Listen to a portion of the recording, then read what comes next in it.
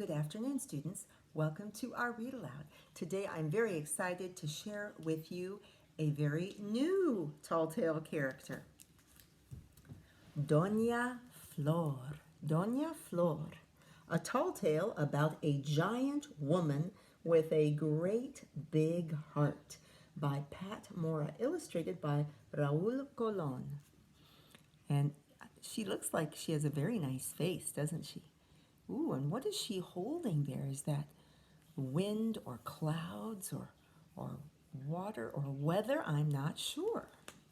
Oh, and if we open it up, we can see somehow, this is maybe connected with some legs sticking out here. Okay, let's see. Oh my goodness, look at those beautiful end papers with those swirling lines and beautiful blue and blue-green colors. Dona Flor.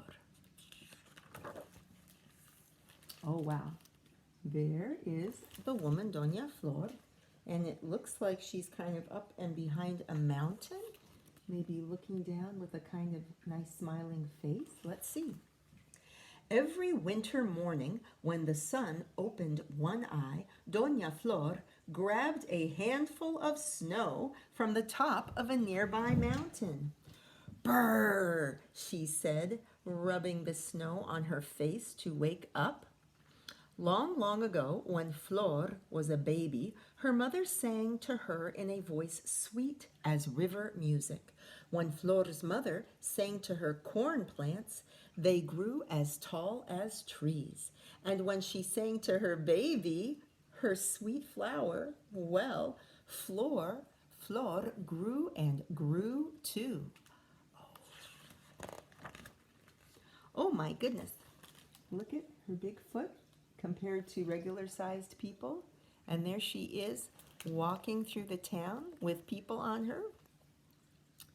Some children laughed at her because she was different. Mira, look, Bigfoot, they called when she walked by. Flor talks funny, they whispered, because Flor spoke to butterflies and grasshoppers. She spoke every language, even rattler. Ooh, like she could talk to rattlesnakes. But soon, Flor's friends and neighbors asked her for help. Children late for school asked, Por favor, Flor, could you give us a ride? She took just one of her giant steps and was at the school door. Of course, the escuela shook and the windows rattled. Oh, so that's what she's doing. She's giving some children a quick step, a quick ride or step to school.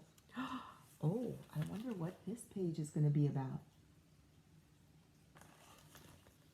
When Flor finally stopped growing, she built her own house, una casa big as a mountain and open as a canyon. She scooped a handful of dirt and made herself a valley for mixing clay, straw, and water. She added some estrellas. The stars made the adobe shine. When she worked, Flor sang, and birds came and built nests in her hair. Flor wanted everyone to feel at home in her house. Mi casa es su casa, she said to people, animals, and plants, so they knew they were always welcome. Everyone called her Dona Flor because they respected her. Wow, so she built her own house from bricks made out of adobe. Adobe is a kind of brick made in the southwestern part of the United States, made from clay, straw, and water.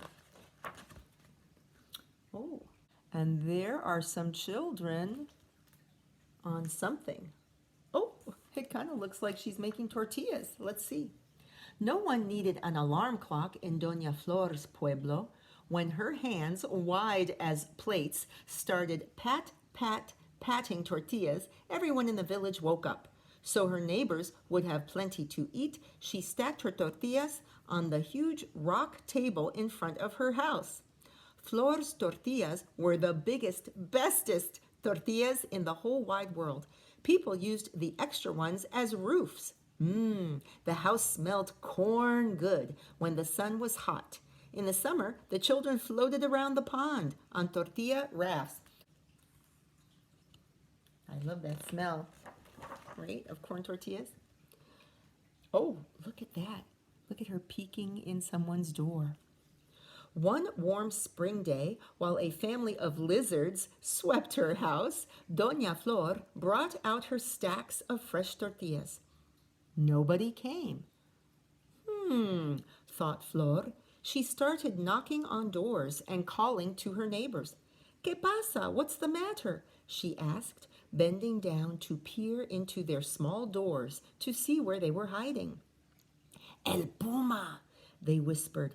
The children have heard a huge mountain lion circling the village. Listen.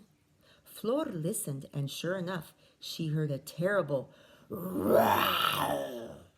Oh, wow, a puma, wow.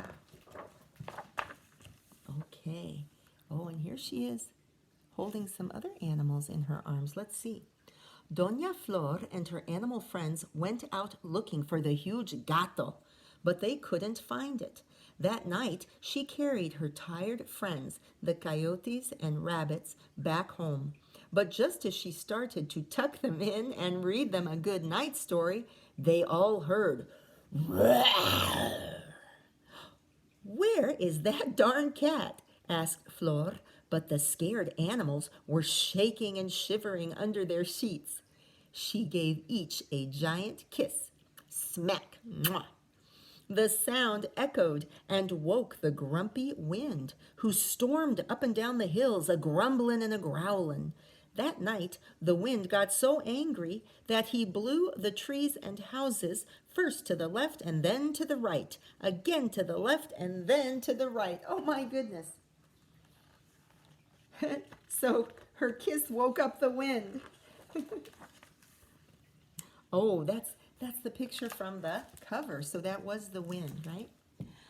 Now Dona Flor liked her sleep, so she wasn't smiling when she heard the wind spinning round and round the village. Together, the wind and the giant cat roared all night, and nobody got much sleep.